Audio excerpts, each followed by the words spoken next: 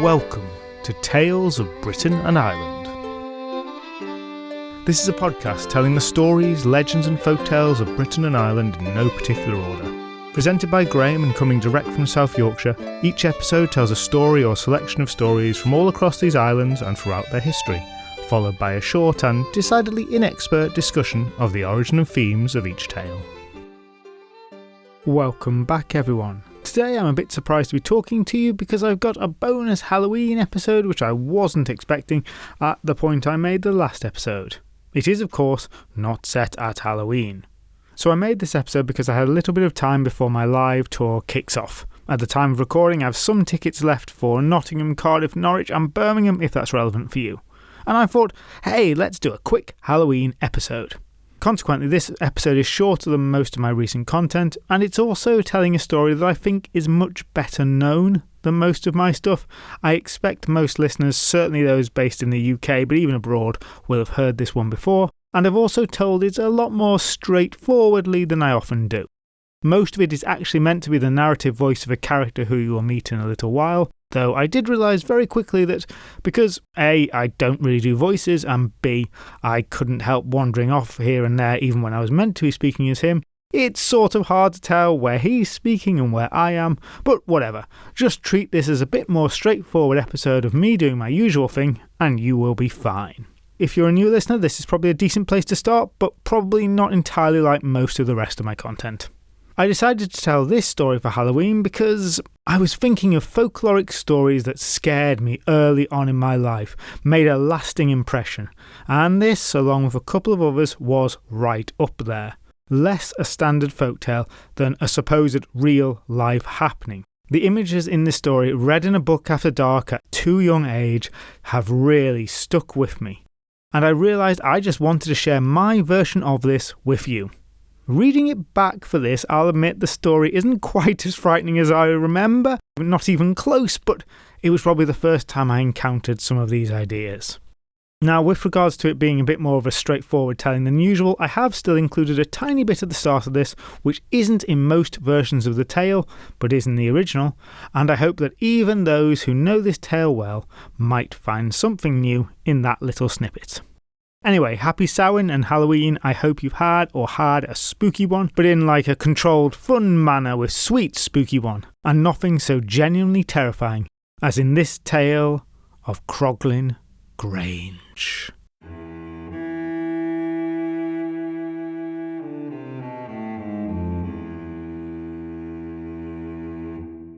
The end of Lord Ravensworth's cigar flared a fiery red as he took a long drag on it.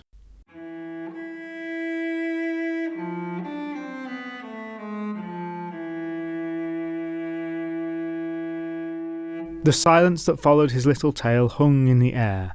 A plume of smoke curled up into the darkness that crowded around the intimate after-dinner gathering. Tendrils of blackness intertwined with the flickering illumination of the hanging paraffin lamp and the odd candles that clustered around this well-propertied grouping. Now you may think that's remarkable enough, and indeed it is, but such things are not unknown. And Lord Ravensworth began another tale. Indeed, recently I discovered that Mrs. Hungerford had returned to London, having left her grand house in Ireland rather more quickly than was expected.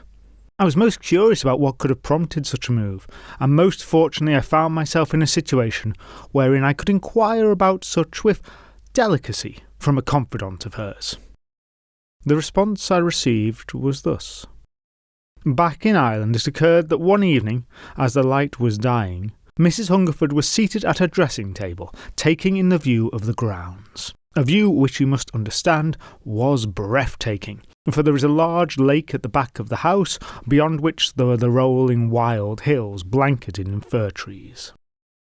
Now slowly she began to imagine that on the remote bank of the lake she saw movement, a roiling mist that spread out from the bank onto the lake itself, gradually at first but picking up speed, becoming thicker and more substantial as it swept over the twilight-lit waters, putting Mrs. Hungerford in mind of some vast swirling ball gown. She was transfixed by the unusual sight, but must have cried out in wonder or alarm, for at some point her sister and their nurse joined her, and all three women were rapt, staring out of that second-floor window as the form crossed the still waters. They had not yet lit a candle, though that could not explain the choking, oppressive gloom that descended upon the watchers, as that great insubstantial mass reached the near bank.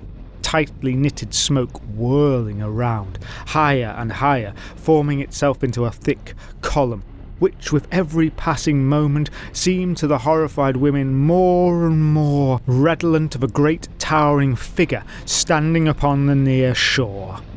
No longer could one see through it, it had form, and for a moment it paused, before taking one dreadful step towards the window. The hold that their fascination had on them broke at that moment, and they turned towards the door to flee the room.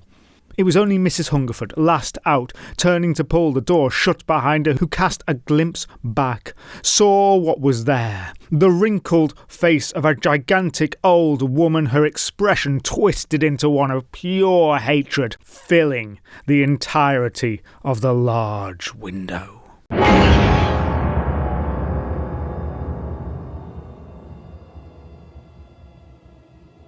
Lord Ravensworth sat back in his leather chair, took a drag on his cigar, and a sip of his whisky. I am told that it was a banshee, for one of the family died the very day after. And now no memory of the beauty of that Emerald Isle will compel Mrs. Hungerford to remain there. Even in her London townhouse, I understand she has the curtains permanently closed, and will not permit the servants to open them on even the brightest summer's day. It was an evening of storytelling.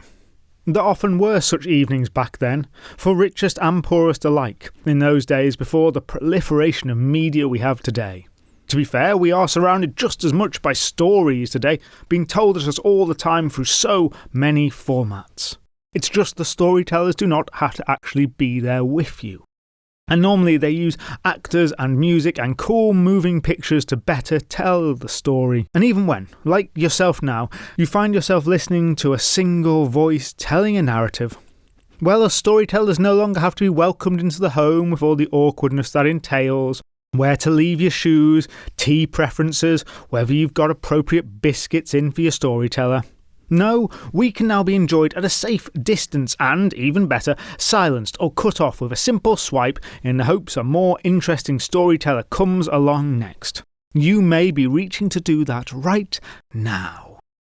A better arrangement by far. But back then, not really that long ago, the 7th decade of the 1800s, such conveniences were not possible. And so storytelling might be a communal activity between friends. And it whiled away the hours. And though the guests that evening included Augustus Hare, professional raconteur, which is a hell of a job title, an evening of telling stories was not exactly planned. The accounts that had come before were of premonitions of death, strange omens that heralded a passing which were personal, not tales concocted to shock, not artfully woven stories, not fictions at all. First or second-hand accounts of eerie, strange, but factual events. Even in these most modern of times, no one, it seemed, in this company at least, enjoyed lives entirely free of the sepulchral breath of the supernatural. There was another silence after the banshee account. Captain Fisher coughed, and the attention turned to him. He was engaged to be married to Lord Ravensworth's daughter. The very next month the wedding was to be, and it seems as though he was very aware of the class difference between the Lord and himself.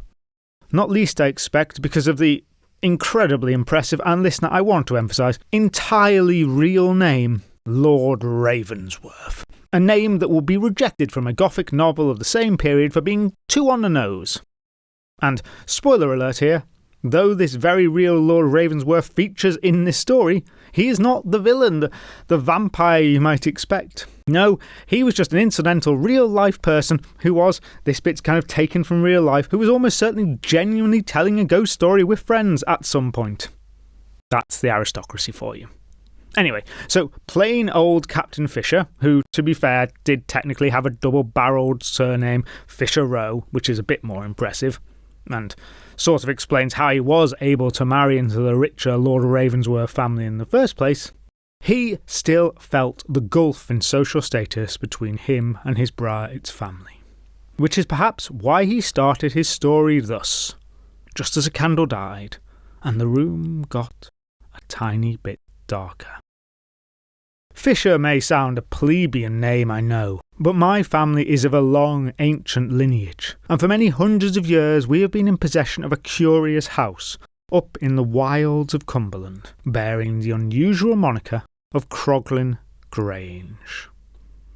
Croglin Grange is a moderately sized pile with grounds more than to match. There is a church belonging to the house in a hollow nearby, and the views are very fine indeed.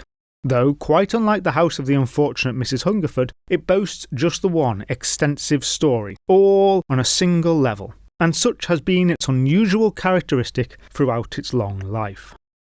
The captain did of course make sure to mention the house's own church, but of course failed to mention the cottages of the poor farmers and workers all around.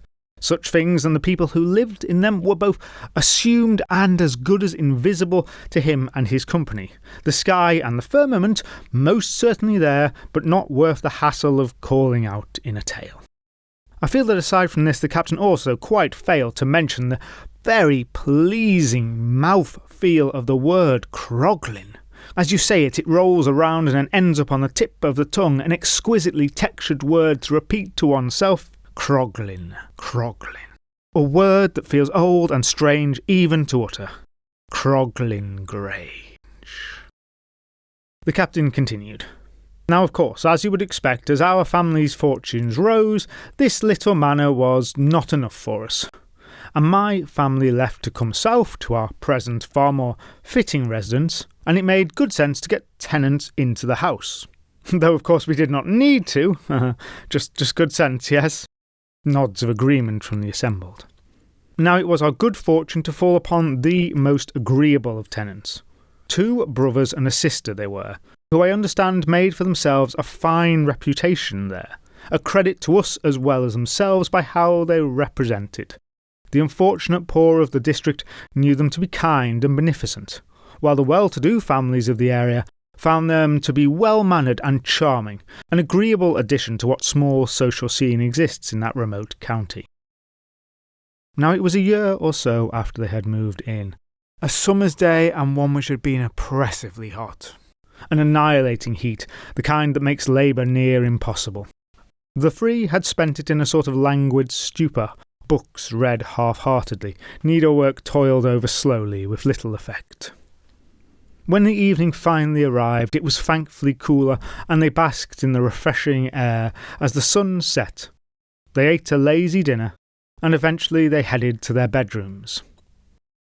The sister, who, by the way, listener, will, like her brothers, never be named, I will simply refer to them as one of the brothers or the sister throughout this piece.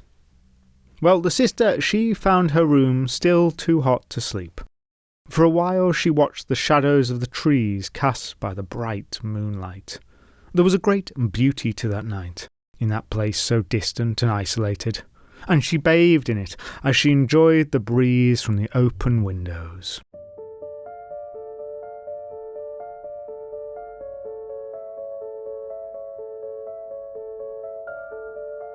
Eventually she was cool enough, and she closed those windows, which reached almost to the floor of the room.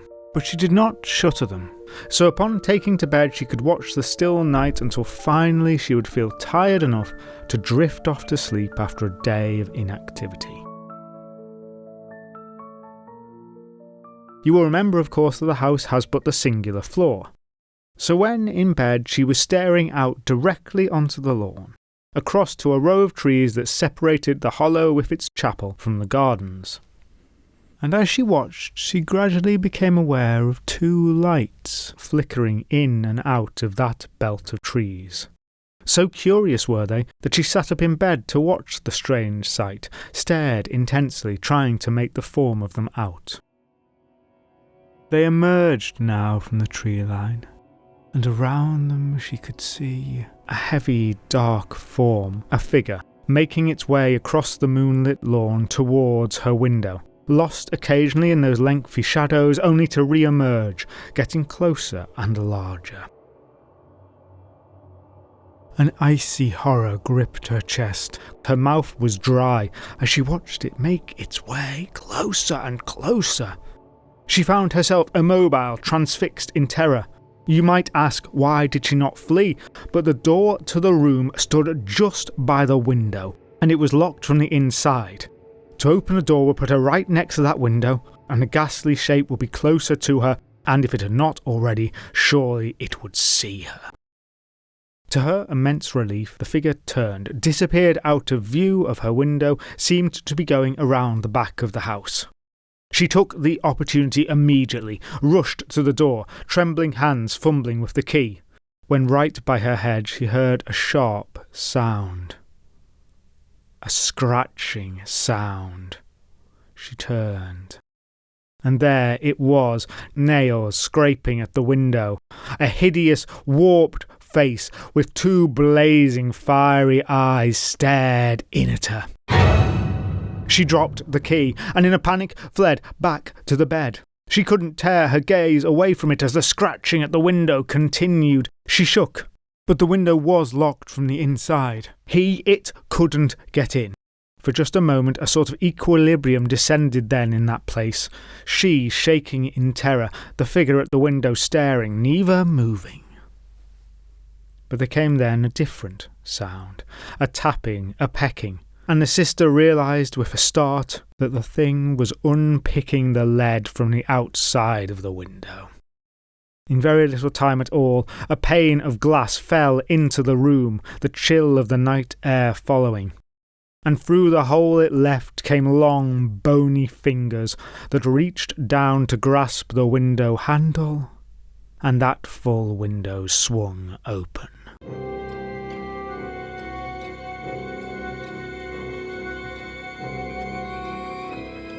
Into the room it came, a tall, bony shape filling the space, looming over her as it took slow steps towards the bed. The sister's voice was still trapped in her mouth as the creature came all the way up to her, tilted that horrifying visage, reached for her hair with its horrible fingers, and in one swift motion dragged her head over the side of the bed, brought its mouth down, and bit into her throat.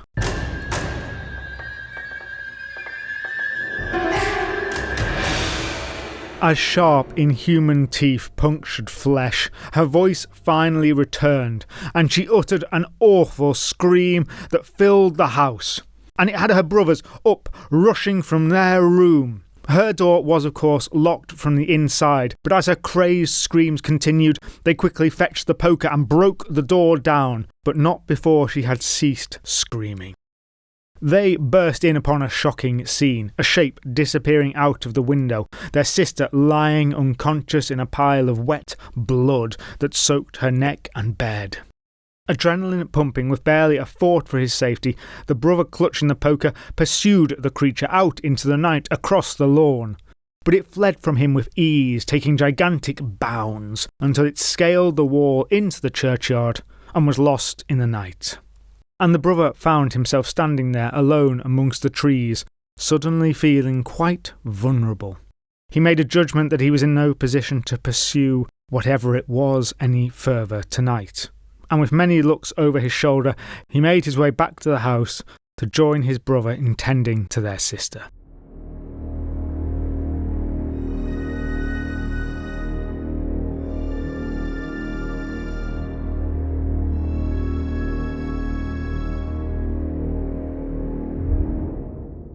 Now I am pleased to report that despite the horrific nature of these events, the young lady was made of some pretty stern stuff, and by the very next morning, despite the considerable wound to her neck, she was, in spirits at least, much recovered. Not a woman to tend to superstition or romance or such things, she told her brothers the tale exactly how I have told it to you, but reassured them that though it seemed most peculiar to her, terror had perhaps clouded her senses and her reason. Her memory could not be trusted, and that she was quite sure that the intruder really must have been a regular person. Well, not quite a regular person, but nothing more than flesh and blood human being. Some lunatic escaped from an asylum, she suggested. And the brothers organised a search of the local lands for anyone who might meet such a description, but no trace was found, and the papers said nothing about any escaped lunatics. Now I'm glad to report to you that her doctor was rather more sensible than she. Delayed shock, he said. He understood that a delicate young lady's nerves could not bear so terrible an attack so breezily. So he prescribed significant change for her, both mental and physical. Her brothers, who, truth be told, I suspect were as affected as she, if not perhaps even more so, elected to go away with her, all the way to Switzerland, very far away from home that. And so they did, left that place behind them, and let the house fall into stillness and darkness in their absence. Good for us, of course. Their tenancy was for a period of 7 years, which of course allowed no break for such events. Captain Fisher chuckled, paused, to take a drag on his cigar. The room around him was silent, breaths bated. Listener, I should say that more doctors need to prescribe a few months away on the continent. It should be available on the NHS if you ask me, and not just for vampire attacks. I'll take it for mild colds, thank you very much. A good doctor, that one, though I somewhat suspect that such treatments were only available for the most well-heeled clients. I'll paraphrase what he said about the holiday of convalescence. Off to Switzerland they went, just as the doctor ordered, and a massive holiday seemed to only have good effects. Surprising that. The sister apparently threw herself into all manner of wholesome cottagecore-esque activities, drying plants, sketching, going on walks in the mountains, generally living a perfect ideal lifestyle. No word on what the brothers did, by the way, but I have a feeling they weren't having too dissimilar a time of it. Now, as that autumn came around, it was the sister who proposed that time enough had passed in the months there. However well off they were, they could not apparently go for too long, letting a whole property sit idle. It was an escaped lunatic, and escaped lunatics do not happen every day, she said very sensibly. So, though it seems baffling to me personally, listener, they left Switzerland behind, took the long journey to return to the Lake District. And Captain Fisher picks up the story.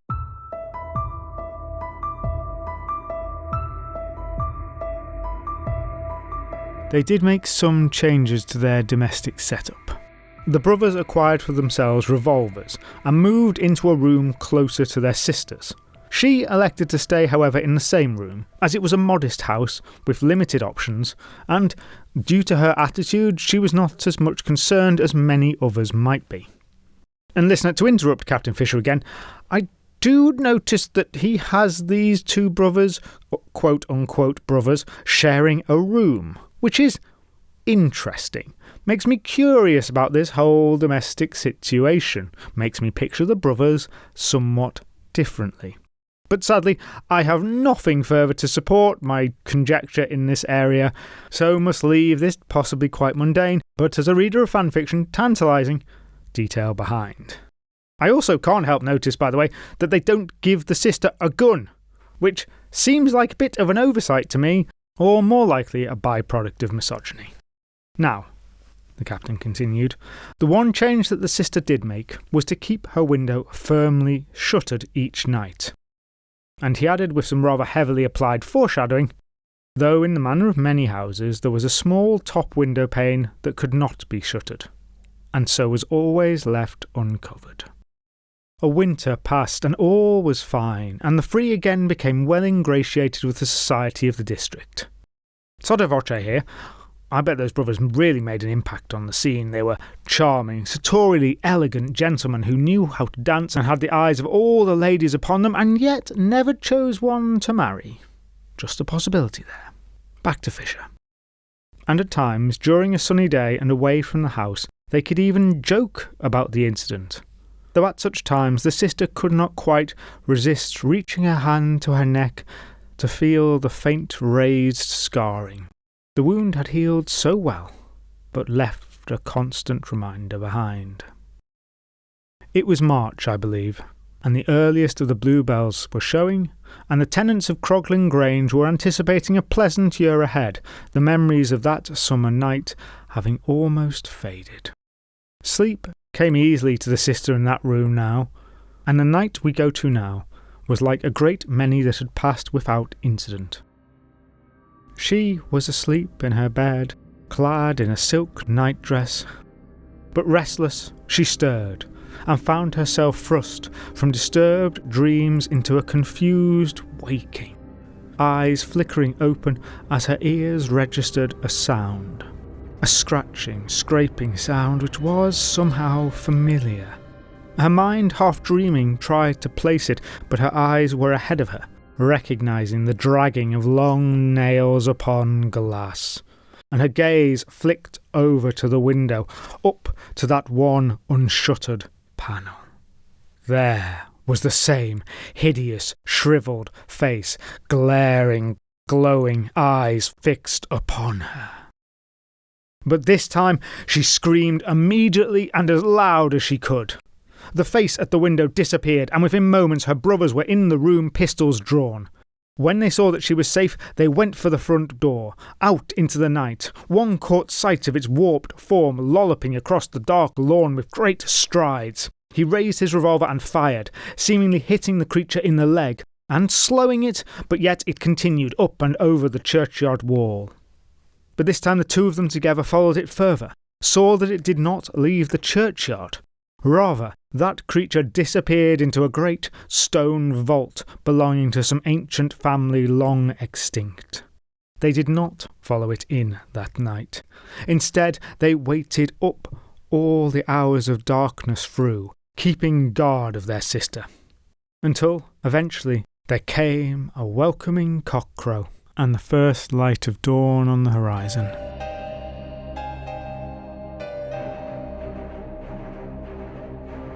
That next day they gathered all the tenants of Croglin Grange, the farmers and the labourers and the like. Pistols, pitchforks and axes were readied, and they made their way to the vault. No doubt much disguised snickering came from many at first, for the story had the marks of a fevered dream, of the gullible fantasist, the opium addict, a lady too given to her nerves. Though none could doubt the sincerity of all three of the tenants, this had all the hallmarks of hysteria. But any doubts that they felt disappeared as the vault was opened up. A hushed silence fell upon the party as they made out the devastation within. Coffin after coffin, pulled from where they had been set with such reverence, smashed and scattered upon the floor, lids torn off, and worst of all, their contents horribly mangled, ripped apart and spread wide across the great slabs of the floor. There was no sign of the lunatic who must have been responsible for this, but perhaps the man had fled into the night. Attention, however, soon fell upon one particular coffin, oddly untouched, completely intact amongst the devastation.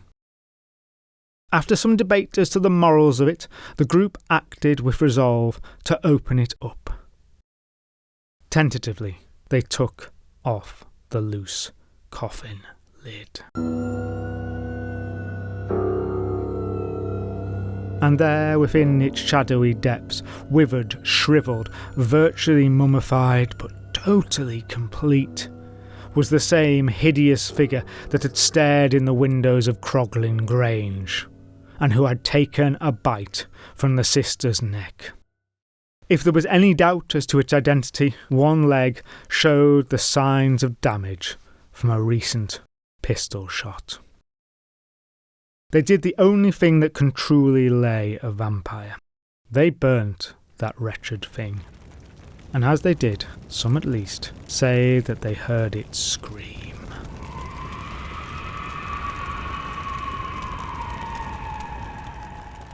Captain Fisher finished his story abruptly.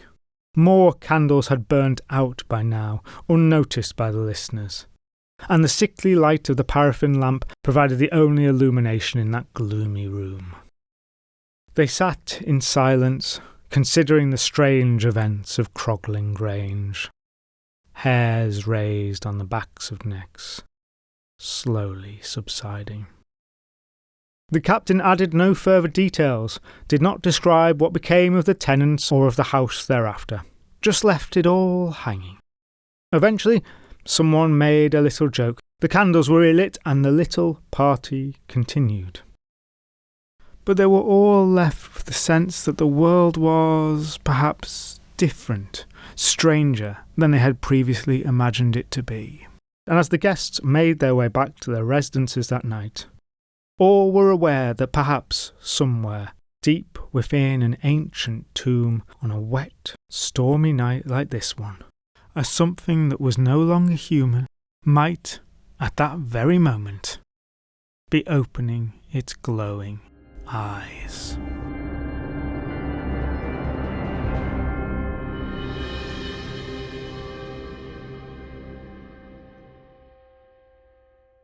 So that was the tale of Croglin Grange. As I said at the start, it is probably one of the best known accounts of the supernatural in England, full stop. And it's often called the only account of a vampire from England, which I'd sort of dispute, but it really depends on how you'd classify vampire. It seems that anyone and everyone who has had even a passing interest in folklore and the paranormal in Britain in the 20th and 21st centuries has researched this tale, and there is reams of stuff about this short little story on the internet, which I can find very little to add to with any originality. If it interests you, then go and look at some links on my website or just Google it. So I'm just going to give the bare bones of the origin of this tale here, which is a fairly straightforward origin compared to many of the stories that I tell. This story, complete with the framing narrative I supplied, appears in a biography called, quite to the point, A Story of My Life, by a guy who didn't get a speaking part but did sort of feature in this story. He was there listening, but I did vaguely mention him. Augustus Hare, whose Wikipedia biography describes him as a writer, painter and raconteur. The very upper middle class Hare is definitely an interesting figure. He seems almost to be the epitome of a certain type of leisured Victorian gentleman. Despite his rich, well-connected family, he did have a very unhappy childhood after being adopted by his aunt when his parents abandoned him, and then raised very strictly. But after those difficult beginnings, he went on to become a very well-known travel writer in his day, though I think not so much afterwards. He was also a fine watercolour artist to boot, and really he seemed to have been a bit of a socialite. His autobiography, which I haven't read much of apart from the Croglin Grange bit, runs to 6 whole volumes. And this story appears in there exactly as I've told it, with people telling tales at the home of Lord Ravensworth, real actual person, as was Captain Fisher. There are a few more tales from that night as well, the Banshee I threw in at the start, but they are short and mostly uninteresting compared to this one. And that is the source for this story, the only source. His autobiography dates from the 1890s, and every subsequent telling is based on that one. And to me, it is very easy to brush this off as an example of a Victorian ghost story and nothing more. A fiction, told to entertain on an evening. Captain Fisher, whose family did come from that area of the country, presumably genuinely being the source of it. Though we can't be 100% sure Hare didn't make it up, it's pretty believable in its way. But for various reasons, this has been picked up by the paranormal community and held up as a genuine encounter with the supernatural. And this idea of this as a genuine encounter has continued throughout the 20th and 21st centuries, and investigations into it commenced. The most notable early one of these was by Charles G. Harper, published in 1907. He was a local travel writer himself, and he was writing a book of local stories featuring the supernatural, and he went to try and track the original source down, to find Croglin Grange itself. Now he comes up sort of blank, but not entirely. He finds 2 places called Croglin High Hall and Croglin Low Hall. Croglin Low Hall, he says, is most likely to be the one mentioned, but he is very keen to emphasise that neither of them appear to be anything like the house in the story. And he also notes that there is no vault at the churchyard anything like the one described. And after him, well, everyone gets involved, but two notable eccentric churchmen are particularly important in this story. The first is a gentleman I may have mentioned before on this podcast, Montague Summers, for whom eccentric is not strong enough a word. And I do wonder if it is Montague Summers who is most responsible for the tale of Croglin Grange becoming as well known as it is. Now, Montague Summers, 1880 to 1948, was an Anglican deacon, which I understand is sort of what you do before you become a priest, but then he converted to Roman Catholicism, claimed that he was a Catholic priest, even though that doesn't seem to be true. And he became a bit of a minor celebrity in certain circles, most well known for his writings on witches, vampires and werewolves, all of which he fervently believed in, or at least said he did, as well as compiling ghost storybooks that were more fictional. All of his works are written in this very old-fashioned eccentric style, even for the 1920s. I've read a few of them myself, and they assume that you are familiar with Latin, Greek, French and German at least, which does make them rather impenetrable and a lot of fun. He was a larger-than-life character who, despite his supposedly priestly nature, was sort of an occult icon, who really did seem to have a brand for being quite spooky. It's difficult not to sort of love this guy, if only from the safe distance of near a century. Anyway, he retells the Croglin Grange story in one of his books, and somewhat poo-poos Charles Harper's scepticism. That's the guy I was just mentioning. Using absence of evidence as possible proof. He says that though there wasn't a vault found, well, the vault might have been destroyed because of the vampire. And the fact that the family's name isn't given in the original source might be because they don't want to be traced because of the vampire. Sort of makes sense, yeah? But I don't entirely approve of that line of reasoning. Now, after Montague Summers, later 20th century writers and paranormal investigators threw up alternate explanations and did further digging. F. Clive Ross in the 1960s visited the place, found the local legend in the area, and even managed to date it back to the 1600s. Not the story itself exactly, but the existence of Croglin Grange and a chapel nearby. Lots more work was done on this, and I understand property records at least place the Fisher family there from 1809, which doesn't quite tie in, but there were suggestions by people who really want to believe that they were actually there earlier. And at some point, I should say, and I don't know quite when, the brother and sisters get given names, Mike, Edward and Amelia Cranswell, and this becomes their standard names in most tellings of the tale thereafter. But I don't think this was based on any more research. I think it's just a name that some author ascribed to them, because they really aren't in the original, which is why I didn't mention them. Now, some of the latest research on this was done by that other churchman I mentioned, Reverend Lionel Fanthorpe, who is an absolutely brilliant eccentric, an Anglican priest and one of the UK's leading experts in Forteana. If you've ever read 14 Times, I'm sure you will have heard of him.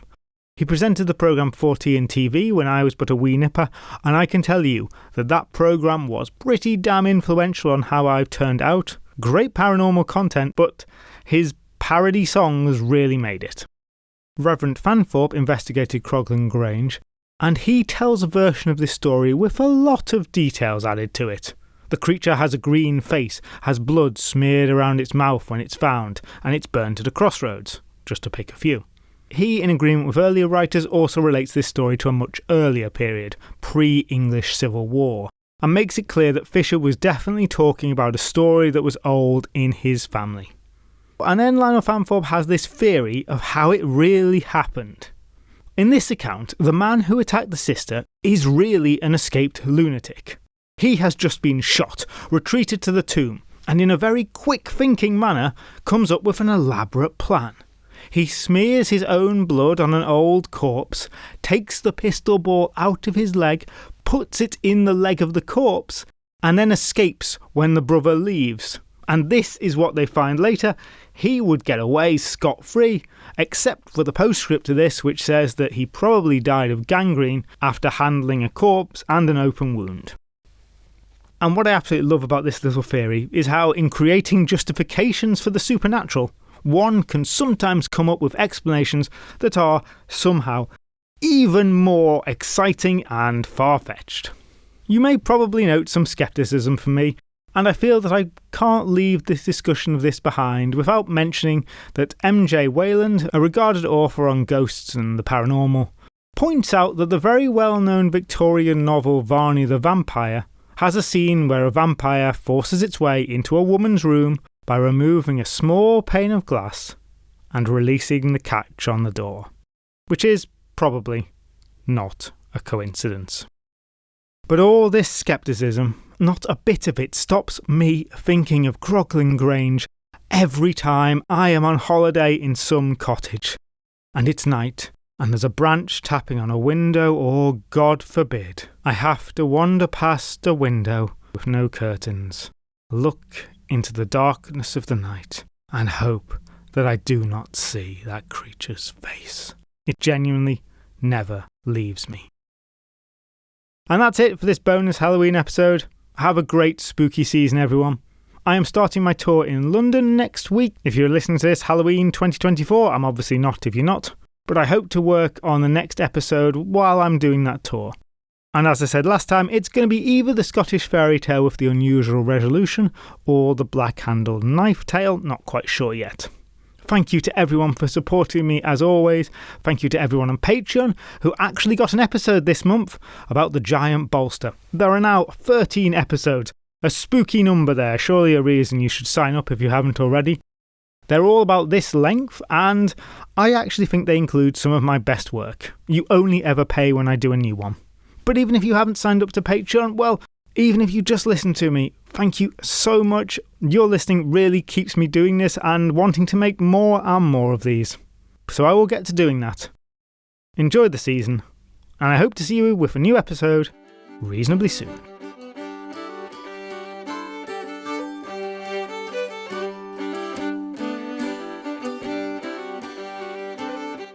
You can follow Tales of Britain and Ireland podcast on Twitter, Facebook and Instagram. There's also a website, talesofbritainandireland.com, where there's a page for each episode which contains more information including illustrations, asides and recaps, along with other additional bits and pieces to explore. The intro music was written and performed by Alice Nichols, and the outro music by Mitch Keeley and Josh Newman. And you can find all the other musical credits on the episode page on the website. If you enjoyed this podcast, then please do share it with others or give it a review, as those really are the best ways to help us out. You can also join Tales of Britain and Ireland on Patreon to get extra members episodes. Thank you so much for listening, and I hope you'll join me again soon.